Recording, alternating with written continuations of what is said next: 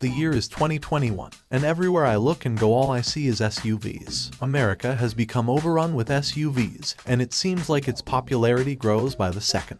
If you look at Car and Driver's best-selling vehicle list, then you will notice two things right off the bat. 14 of those cars are SUVs, and the top 3 on the list are pickup trucks. There are a total of 5 sedans in the top 25 according to Car and Driver. Also, it should be no surprise that the Ford F-Series is the #1 selling vehicle.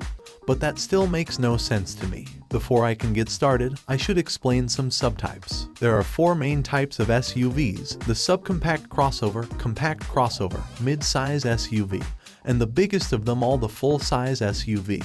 Now let me explain some but not all the reasons why SUVs suck. But before that, don't forget to like the video, and make sure to join us in our channel. Fuel economy. Let's start with the most obvious disadvantages of SUVs, fuel consumption.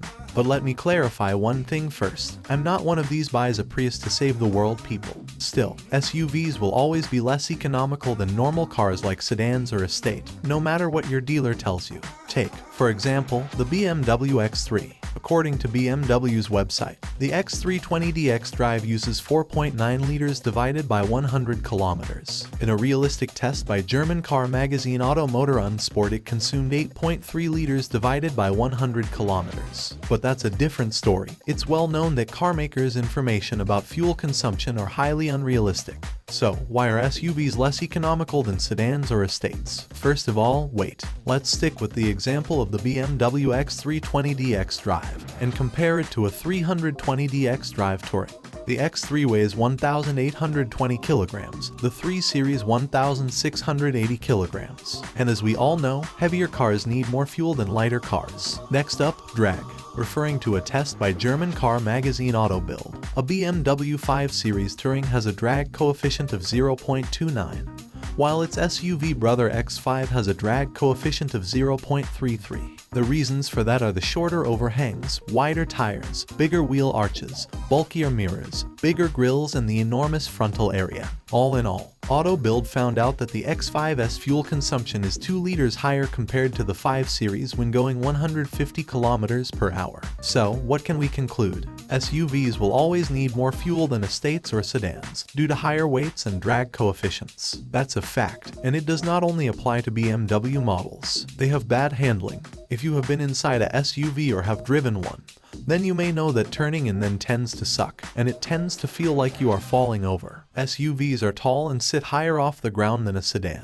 which means their center of gravity is much higher off the ground, and because of this they are more prone to flipping over when taking a turn at high speeds or when you get T-boned. All the weight of an SUV and the high center of gravity also means that when turning you are going to experience body roll. It doesn't matter how well your manufacturer implemented their anti-roll bar, you are going to feel it. And it really sucks because for a second your steering feels light and almost non-functional. If you have ever heard of the Moose test, then you know that quite a few SUVs fail or perform horribly on these tests. Furthermore, full-sized SUVs weigh around 4,500 pounds, which means they will be sluggish off the line. Which may not seem like a big deal, the sluggish acceleration can be considered dangerous, but it really just makes the car feel lazy. The biggest issue comes when you press the brakes. It just doesn't want to stop in a reasonable amount of time.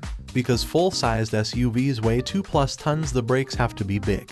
But most companies can't fit bigger brakes, or they only put brakes that meet a safe stopping distance. Smaller subcompact or compact SUVs have much better braking because they weigh less, as most of them are just taller sedans or hatchbacks. But the horrible braking distance poses a bigger safety issue than sluggish acceleration because you need to stop or at least bring the speed down significantly to make the impact less significant. They are unsafe. Now, you may think, how can SUVs be unsafe? They are big, they are strong, they can protect me from everything.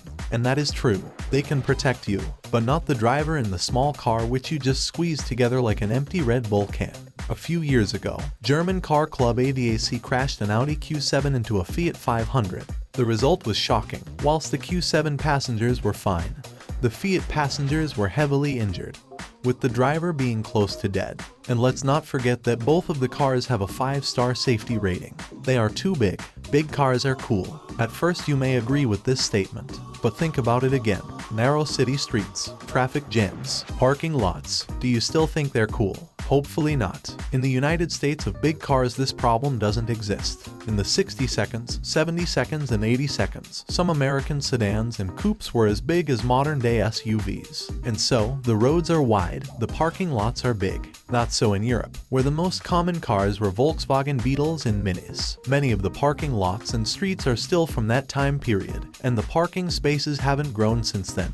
The cars, however, have grown dramatically, not a good combination. SUVs using 1.5 parking spaces are a common sight, as well as reasonably sized cars which have to squeeze themselves in 0.5 of a parking space. So, these were my 5 strongest arguments why SUVs suck. I could continue this list forever. They cost more, they look awful, most of the alternatives are dying out. So, I hope you can understand my hate. If not, okay. But I personally hate every single modern SUV with one exception, the Alfa Stelvio. Because Alfa is the only company that really needs the money. Nobody actually takes them off-road. SUVs were originally designed to conquer every possible terrain, like deserts, swampy areas, or even rivers. But modern-day SUVs are only luxury vehicles which conquer city streets and traffic jams. One reason for that is that you're not allowed to plow straight through the woods, except if you own the land.